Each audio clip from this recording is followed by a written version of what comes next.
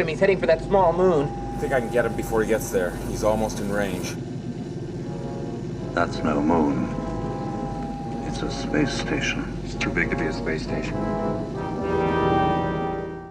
Oh, Han, are you ever wrong in this scene? Space stations in the Star Wars universe get big. They get huge, and the Death Star 1, which is what we're seeing here, is not even the largest space station that we see in the original trilogy. That honor goes to the Death Star 2. However, the Death Star 2 isn't the largest space station that we see in Star Wars Legends canon. What is, you're wondering? Well, that's what we're looking at today, the top 5 largest space stations in Star Wars Legends. I know that a lot of people who watch my videos love Star Wars Knights of the Old Republic, so I just want to get it out right now. I don't want to disappoint you guys. The Starforge did not make the list. It probably would have been number 6 or 7. Anyway, let's get started.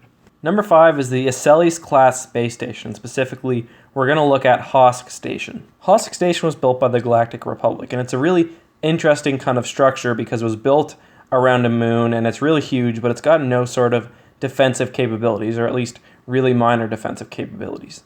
And like some of the space stations on the list, it's kind of hard to get an idea of how actually large this thing was. We know that it could hold 5 million inhabitants, and that's quite a bit.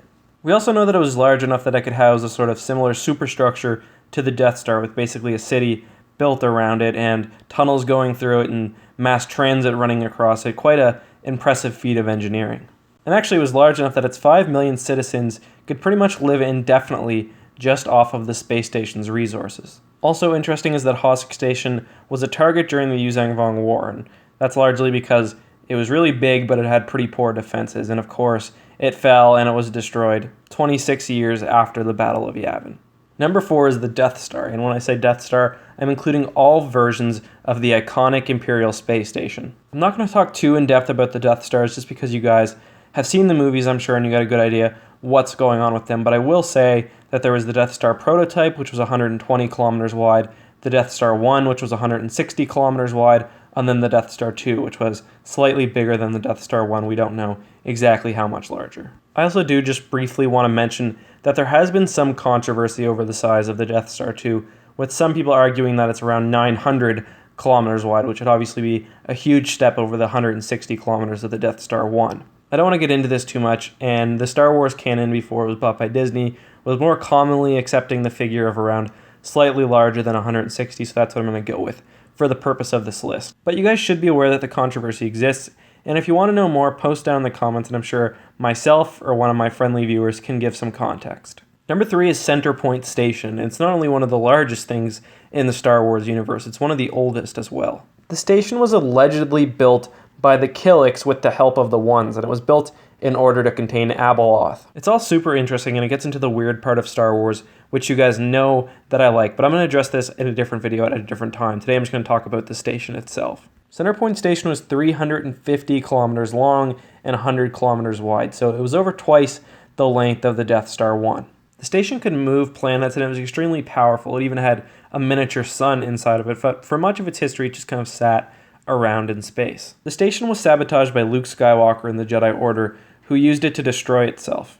However, this was not a good thing because after its destruction, Sinkhole Station, which is basically a smaller version of Centerpoint Station, started to malfunction, and the black holes which surrounded the Maw in the center of the galaxy started to drift apart. This allowed Abeloth, who had been imprisoned within the black holes, to escape and basically run amok throughout the galaxy, and she caused a lot of problems.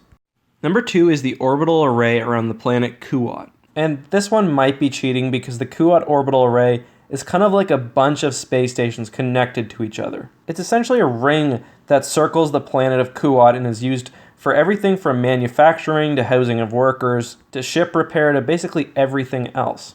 We don't know exactly how large the ring is, but the planet has a diameter of 10,000 kilometers long. So the Kuat Drive Yard, which circled the whole planet, was obviously very long itself, although it wasn't particularly tall or wide. And these drive yards are probably one of the most important parts in the entire galaxy for the Empire. They constructed much of their fleet and much of their, not only that, but their ground units and their other units. So AT-ATs were created on Kuat, along with various forms of Star Destroyers and other capital ships. So not only is this ring huge, but it's immensely useful. Also, in my mind, it's really cool.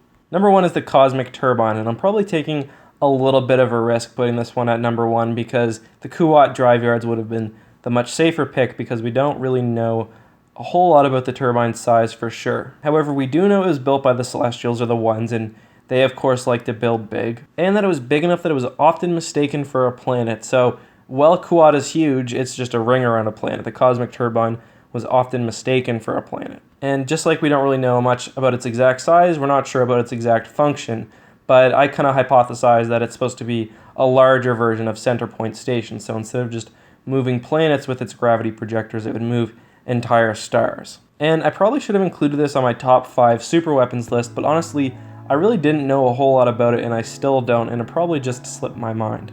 Anyways, guys, those are the top 5 largest space stations within Star Wars Legends. At least I think so. If I missed any, let me know down in the comments, and also let me know which one you like the best and if I taught you about any new ones today. And if you guys enjoyed this video, make sure you subscribe and check out some of my playlists.